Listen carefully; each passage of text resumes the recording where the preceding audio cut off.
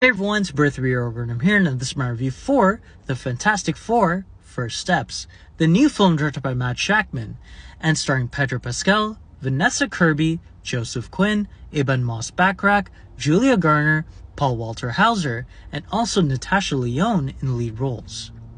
Now, ironically and almost symbolically, this franchise has finally figured out its respective characters with the fourth film iteration of the Fantastic Four. Now, as a casual Marvel fan, I thought that this film was pretty good, but from all the reviews that I've read so far and all the fanfare that I've seen so far for this film, it seems like everyone's in agreement that this is the strongest ever Fantastic Four film ever made. Now, to be honest with you, I felt like this movie was good. It wasn't great, it wasn't excellent. I felt like it was really excellent in certain aspects, but it was lacking in certain other aspects as well. And I gave it an 8 out of 10. It's a solid film. It's one of, Marvel's strongest films in terms of production and in terms of visuals. This is a fantastic looking film. I just felt like it was a little dull or a little lacking in certain other things. Now, the director of this movie is also the person that helped conceptualize and direct the WandaVision series, Matt Shakman. I think he does a pretty good job here, again, visually, and making this film a retro-futuristic film.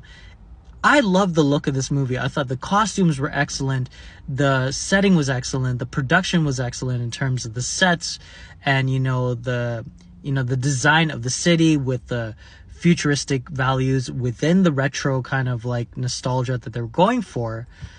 I just felt like the movie was so in love with the atmosphere and so in love with the sets and so in love with this kind of old and new kind of mix of a world that they kind of forgot that the film should have been a little bit better. That's just my personal opinion. Now, again, as an introduction for these characters, I thought that this film was pretty good. I would say it's fantastic of an introduction for these characters into the MCU. Obviously, the Earth that they're respectively in this movie is not the real world or the world that will be included in Doomsday, I guess. But for this kind of like standalone adventure, it was pretty solid, and the stakes were, I would say, super high. Yes, it was a very interesting dilemma that they had to possibly sacrifice, the child of Mr. Fantastic and Invisible Woman, but I felt like it was just kind of predictable at times, and just again, it was so in love with the look of the movie, but not in love with the story. And I was kind of hoping for something along the lines of Thunderbolts. I thought that Thunderbolts was excellent in terms of being a character study towards those, old villains or anti-heroes that are now redeemable because we get to know about their character history and also what they've gone through in their personal pasts.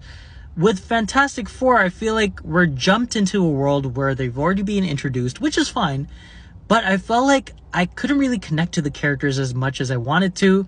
And, they had great chemistry with each other. I thought all four of them were really good with each other in every single scene. I just felt some of the jokes were pretty much like kind of shoehorned in that kind of MCU way of like lightening the tension. They weren't really funny jokes, and some of the gags were not really that funny. I felt like Paul Walter Hauser was supposed to be a comedic relief, but he wasn't really that funny in my personal opinion. Again, the performances were solid. The visuals were really good. It looks great. It just felt like it was a little bit empty of an emotional film. Not empty in the sense of like it's horrible and like there's no emotions whatsoever. It just felt like I couldn't connect to it as much as I wanted to, and I just kind of was like waiting until the film would end. Yeah, it seems like I'm hard on this movie, but I still enjoyed it. It was an 8 out of 10. It was still a solid film overall, but it could have been a little bit better. But yeah, go watch it. It's still a fun ride. I would say in terms of the Marvel films that are released so far this year, Thunderbolts was the film that I kind of connected to a little bit better, and it was a little bit better in terms of overall production. But yeah, the Fantastic Four: First Steps was pretty solid, and by the looks of what happens in the post-credit scene, it seems like they're going to be very much involved with Avengers Doomsday. So, that's not really a spoiler. I guess like they're obviously going to be in Avengers Doomsday, but yeah, that's all I will say. But yeah, 8 out of 10.